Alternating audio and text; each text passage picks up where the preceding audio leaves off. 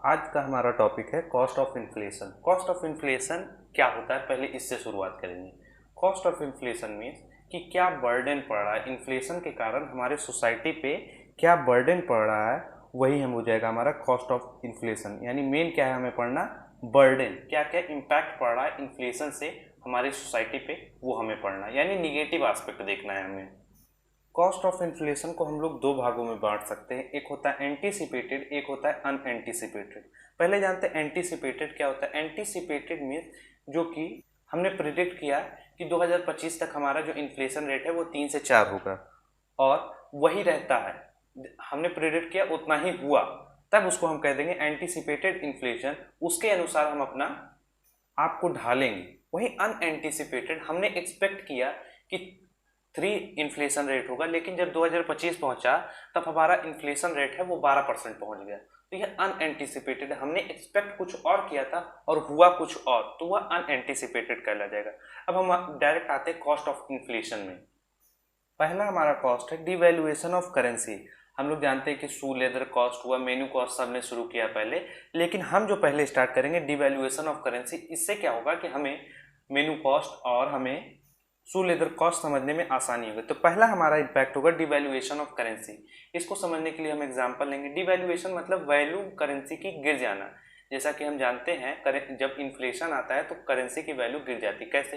अब 2008 में आपने प्रोडक्ट खरीदा और उसके प्राइस कुछ और होगा, और 2020 में आप आ रहे हैं उसी प्रोडक्ट का प्राइस और होगा, यानी उसके प्राइस, अगर इन्फ्लेशन है, मान लेते हैं एक प्रोडक्ट था आपका 2008 में वो 10 रुपये का था, आइसक्रीम ही मान लेते हैं, वहीं जब आप 2020 पहुंच जाते हैं वही आइसक्रीम का दाम 20 रुपये हो जा रहा है।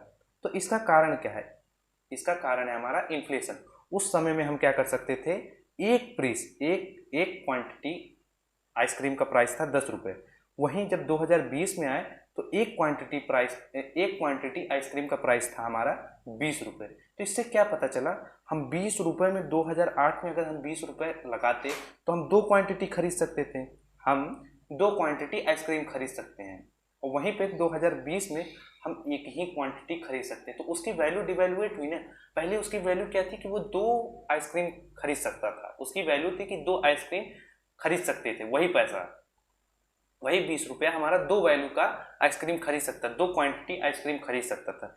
लेकिन 2020 आते आते क्या हुआ, उसकी वैल्यू घट गई, वह एक ही क्वांटिटी खरीद सकता है। तो इसको क्या कहेंगे, पहला कॉस्ट ऑफ इन्फ्लेशन होगा डिवैल्यूएशन ऑफ करेंसी। वहीं दूसरा है हमारा शू लेदर कॉस्ट। शू लेदर कॉस्ट समझने से पहले ये हम फिगर समझते हैं तो हमें शू लेदर कॉस्ट समझ में आ जाएगी। इसमें क्या कहना चाह रहा है कि पहले हमने मान लिया इन्फ्लेशन बढ़ रही है। इन्फ्लेशन का इम्पैक्ट क्या होता है कि नॉमिनल रेट ऑफ इंटरेस्ट, या हम लोग नॉमिनल नहीं पढ़े हैं अभी, फिशर इक्वेशन पढ़ेंगे तब हम जानेंगे नॉमिनल और रियल रेट ऑफ इंटरेस्ट। हम केवल जानते हैं इंटरेस्ट रेट।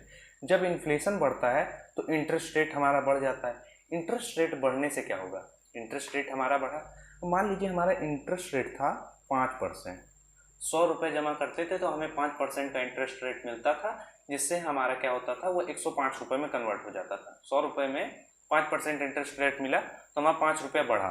ठीक मान लेते हैं अब रेट ऑफ इंटरेस्ट 10% हो गया, तो हमारा क्या हो गया, 10 रुपये मिलेगा।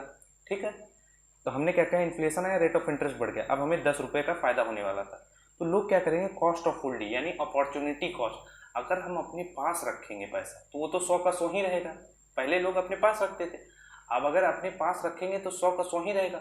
अगर हम बैंक में जमा कर दिए वही पैसा, हम 100 रुपये बैंक में जमा कर दिए तो हमारा पैसा कितना हो गया, 110 रुपये हो जाएगा। तो लोग क्या करेंगे, बैंक में पैसे को डिपॉजिट करेंगे। तो डिपॉजिट जब करेंगे तो डेली ट्रांजेक्शन की ज़रूरत होगी, रोज़मर्रा की ज़िंदगी के लिए पैसे की ज़रूरत होगी, तो उनको बार बार क्या करना रहेगा, बैंक के चक्कर लगाने पड़ेंगे, जिससे विड्रॉल कैश या ट्रांजेक्शन कॉस्ट। अब बैंक के बार बार चक्कर लगाएंगे तो हमें क्या होगा, जिससे जाएंगे, मान लेते गाड़ी से गए या पैदल गए, गाड़ी से गए तो हमारा क्या हुआ, पेट्रोल डीजल का खर्चा लगेगा। या मान लेते हैं इस या मान लेते हैं कि वह अपने लेज़र टाइम, जो उनका आराम का और उनके का समय था, उससे निकाल के वो जा रहे हैं, तो एक साइकोलॉजिकल प्रेशर भी रहेगा कि हमको इतने टाइम में पैसा निकालना है। ये सारी चीज़ें जो प्रेशर लगेगा, उसी को हम लोगों ने कहा शू लेदर कॉस्ट। शू लेदर कॉस्ट में क्या होता है, बार बार हमें बैंक के पास पैसा विड्रॉल के लिए जाना पड़ता है, यानी increase in number of time हो जाता है, बैंक के पास ज़्यादा बार पैसा निकालने के लिए बहुत ढेर सारी बार जाना पड़ता है। उसी को हम लोगों ने शू लेदर कॉस्ट कहा। शू लेदर कॉस्ट से कहने का मतलब कि जो कॉस्ट इनकर्ड होगा हमारा बैंक से पैसा निकालने में, उसी को हम कहेंगे शू लेदर कॉस्ट। और ट्रांजैक्शन कॉस्ट यानी जब इन्फ्लेशन बढ़ जाएगा तो वो बैंक में डिपॉजिट करेगा पैसा, तो उसको ज़्यादा बार बैंक की तरफ जाना पड़ेगा, तो उसके लिए जो कॉस्ट इनकर्ड होगा या ट्रांजैक्शन कॉस्ट होगा, उसी को हम कहते हैं शू लेदर कॉस्ट। अगला हमारा कॉस्ट है मेनू कॉस्ट।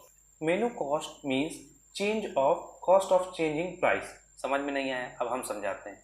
समझ लीजिए आप पोटैटो खरीदते थे, एक रेस्टोरेंट के मालिक हैं, ठीक है।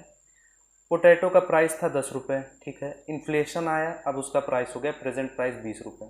तो आप क्या करेंगे, आलू से बनने वाली जो भी चीज़ें हैं उसके प्राइस का बढ़ा देंगे। जैसे आलू से बनेगा समोसा, आलू दम बनेगा, आलू पकौड़ा बनेगा, चिली पोटैटो बनेगा। इन सारी चीज़ों की जो आपके रेस्टोरेंट में मेन्यू हुआ जो रेस्टोरेंट में बतलाता है कि इतने प्राइस पे इतना सामान मिलेगा, इतना खाना मिलेगा।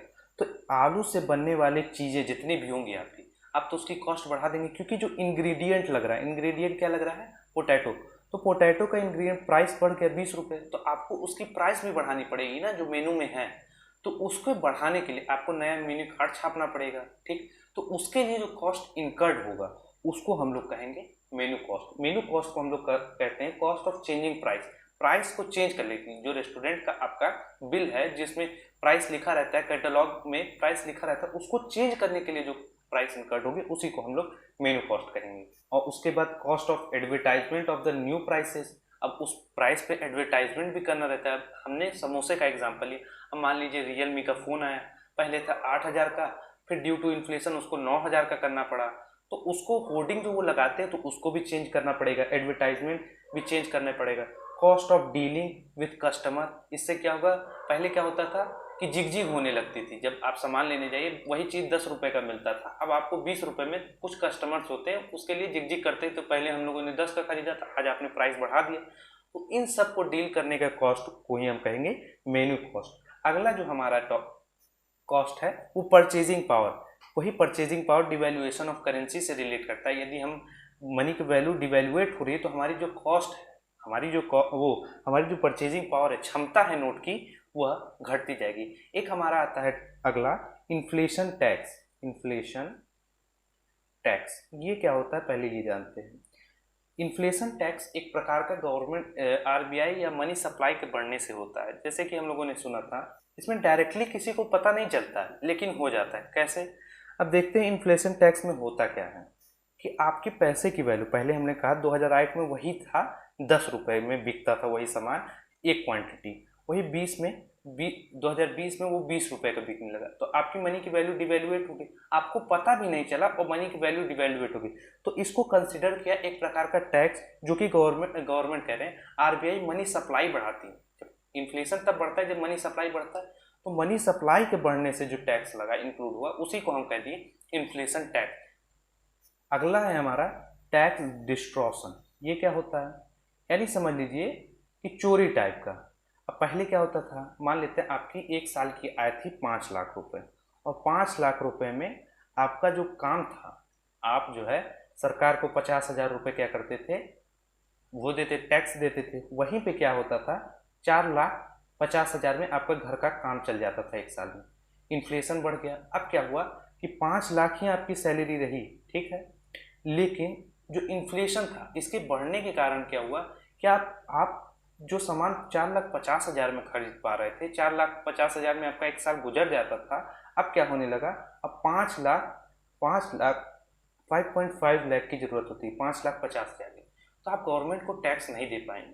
टैक्स डिस्टॉर्शन यानी चोरी करना एक तरीके से समझ लीजिए कि टैक्स को नहीं दे पाएंगे, तो आप उस जगह क्या करेंगे, टैक्स की चोरी करेंगे। तो जब इन्फ्लेशन बढ़ेगा तो टैक्स डिस्टॉर्शन भी बढ़ता जाएगा। और एक आखिरी पॉइंट आता है कंफ्यूजन एंड इनकन्वीनियंस। इसके लिए मैंने में एक एग्जांपल दिया है कि यदि आपसे पूछा जाए कि छत, तो उसमें कहा गया एक ग्राउंड है, एक स्विमिंग पूल का शायद एग्जांपल लिया, उसमें कहा एक स्विमिंग पूल का जो डिस्टेंस है वो 36 यार्ड है। अब बताइए नेक्स्ट ईयर वो कितने यार्ड का होगा। तो सीधी सी बात है, पहले तो कहेगा ये बेवकूफ़ बनाने वाला क्वेश्चन है, 36 तो है तो 36 यार्ड ही रहेगा। लेकिन होता क्या है मनी के साथ, अब 2008 में भी 100 रुपये था, लेकिन 2020 में भी 100 ही रुपये है।